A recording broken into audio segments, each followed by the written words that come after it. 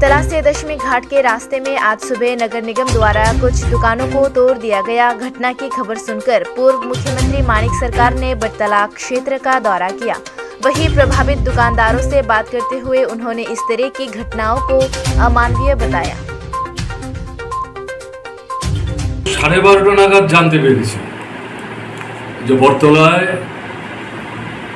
এরকম ভাবে দোকানপাট ভাঙচুর করা হচ্ছে। শোনার পর আমি জায়গাটা দেখতে যাই এবং কথা বলি আমাদের পার্টির জেলা সম্পাদক, মহকুমা সম্পাদক রতন দাস এবং শুভাশিস গাঙ্গুলি আর আমাদের প্রাক্তন কর্পোরেশনের যিনি ভাইস চেয়ারম্যান ছিলেন সমর চক্রবর্তী, সিআইটিএম নেতা। শোনার পর তারাও আসলেন, একসাথে গিয়ে ব্যাপারগুলো মানে সরাসরি দেখবার চেষ্টা করেছে। যাদের দোকানপাট ভাঙচুর করা হয়েছে তাদের সঙ্গে কথা বলার সুযোগ পেয়েছি। তাদের সবারই বক্তব্য হচ্ছে, কেউ বলছে 70 বছর, কেউ বলছে 50 বছর, বহু কষ্ট করে এই দোকানগুলি আমরা তৈরি করেছি এবং এরা যে ভাঙবে নোটিশ ইত্যাদি দেয়নি। কালকে বোধহয় একটা মাইক টেক বাজিয়েছে। সকালবেলা আমরা যখন এসে দেখছি ভাঙচুর করছে, আমাদের তো অন্তত ঘন্টা 2-1 সময় দিতে হচ্ছে জিনিসপত্রগুলো আমরা অন্তত বের করে নিয়ে যাই। এরা বলছে এগুলো আমাদের বের করতে দেয়নি, সমস্ত নষ্ট করে দিয়েছে। এখন যেই জায়গাগুলি ভেঙেছে, আমি ঘুরে ঘুরে আমরা যে কয়েকজন ছিলাম আমরা দেখেছি, যাদের দোকানপাট ভেঙেছে তারাও তো ছিলেন, সাধারণ মানুষও ছিলেন। এখন আমাদের বক্তব্য হচ্ছে, রাস্তার ডাইনে বাইরে ফুটপাত যদি থাকে, সেটা যদি কেউ দখল করে, সেটা সবার জন্য অসুবিধা।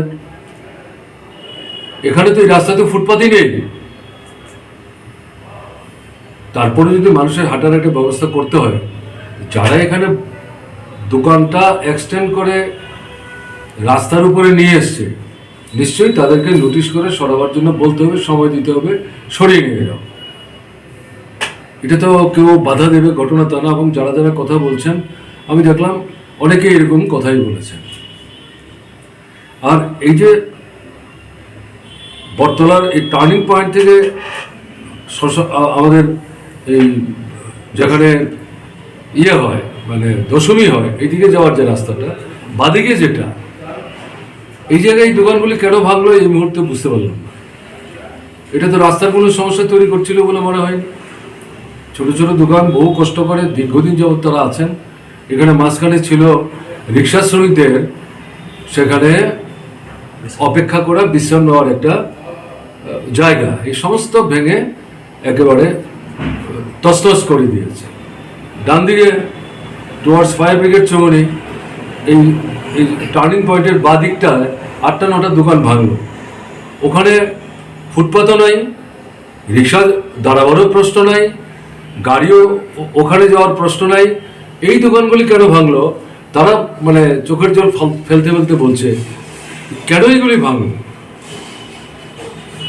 এবং এই জায়গাটা তারা কি কাজে লাগাবে না। আমাদের তো কিছুই বললেন না। এক ভদ্রলোক বললেন, আমার তো কয়েকদিন পরে মেয়ের বিয়ে, আমার তো সবই সমস্যা হয়ে গেল। যাই হোক, সবটা দেখে যা মনে হচ্ছে, এ তো স্মার্ট সিটি না, আগরতলাকে তো একটা ডিস্ট্রাকশনের সেন্টার তৈরি করে ফেলেছে। এই যে জালিয়াতি করে যারা পুরসভাটা দখল করেছে, এদের তো কোনো দায়বদ্ধতা নাই মানুষের কাছে। এরা নিজেরা জানেন তো কিভাবে এই জায়গাটা দখল করেছে।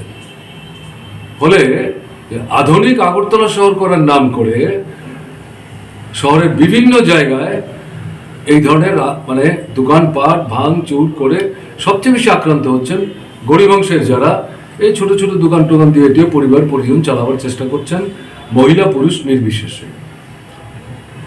তা আমরা তো এখানে একটা সরকার চালিয়েছি 20-25 বছর যাওয়া। এখানে এই পৌরসভাও ছিল, এই তো ভাইস চেয়ারম্যানই আছেন। এখানে অনেক জায়গাতে রাস্তা বড় করতে হয়েছে, দোকানপাট সরাতে হয়েছে। এরকম কাণ্ড তো কোথাও করতে হয়নি।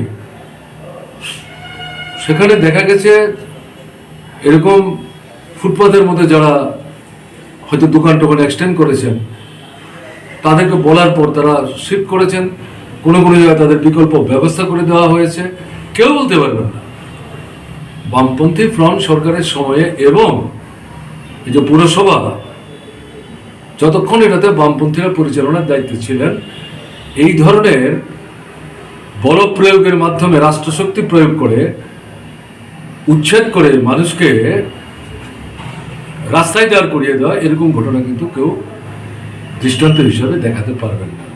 তো আমরা তো এই জিনিসগুলো যা দেখলাম, এটা তো অবিমৃষ্যকারিতা, এটার আমরা প্রতিবাদ করছি। এই ধরনের পদক্ষেপের আমরা নিন্দা করছি। ঠিক আছে, রাস্তা প্রশস্ত করো, গাড়ি ঘোড়া চলবে, রিক্সা সাইকেল চলবে, মানুষ আসা যাওয়া করবে, এতে কারোর আপত্তি নেই, মানুষ সহযোগিতা করবে। কিন্তু এটা তো আলাপ আলোচনা ইত্যাদির মধ্য দিয়ে করতে হবে এই বটতলা বাজার উন্নয়নের জন্য। আমরা তো চিত্তচন্দ্র যখন ছিলেন আগরতলা পুর পরিষদে ভাইস চেয়ারম্যান, সেই সময় থেকে আমরা কথা বলছি ভেতর বাইরে সবটাকে আমরা ঠিক করে একটা আধুনিক বাজার করব। ব্যবসায়ীদের মধ্যে বিভিন্ন ভাগ বিভাজন, একটা অংশ বলছেন ঠিক আছে আমরা সাহায্য করবো, আরেকটা অংশ বলছেন এটা করতে গেলে আমরা কোথায় যাব।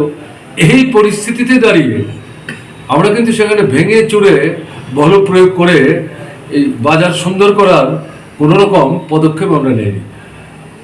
মৎস্যজীবী যারা যে জায়গাটা বাজার করতেন, তারাই জায়গাটা পরিষ্কার পরিচ্ছন্ন করে যখন বললেন যে এখানে কোনো সমস্যা নেই, আমাদের জায়গাটা আলাদা করে তৈরি করে দিন, গোটা বটতলা বাজার না হলেও আমরা উদ্যোগ নিয়েছি এবং এটা তো দুতলা বাড়ি করে দেওয়া হয়েছে। তারপর তারা বললো আরও একটা তারা করে দিন না। যখন এটা উদ্বোধন করতে আমরা আসলাম, তখনও তাদের সঙ্গে আমরা কথা বলেছি, ঘুরে ফিরে দেখেছি। আমরা বললাম এটা আস্তে আস্তে হবে। তো কেউ তো বলতে পারবে না জবরদস্তি করে কোথাও আমরা এই সমস্ত কাণ্ড করেছি। এই নদীর ওই পার বাস ব্যবসায়ী যারা, আমরা যখন স্কুলে পড়ি তখন থেকে দেখেছি যে ওখানে বাসের কেনা বেচা হয়, ব্যবসায়ী সংখ্যা বেশি না, কিন্তু এই বাস আনা বিক্রি করা, তার মধ্যে বেঁচে পড়তে থাকা, এরকম প্রায় 350 থেকে 400 মানুষ, তাদেরকে ওখান থেকে উচ্ছেদ করে দিল। ওখানে নাকি কাদের এই জায়গাটা বাগান করার একটা আগ্রহ জেগেছে, বাগানের জন্য এদেরকে উচ্ছেদ করতে হবে, এমন একটা জায়গায় নিয়ে গেল, তাদেরকে যেতে বাধ্য করলো যেখানে কেউ বাস কিনতে চায় না।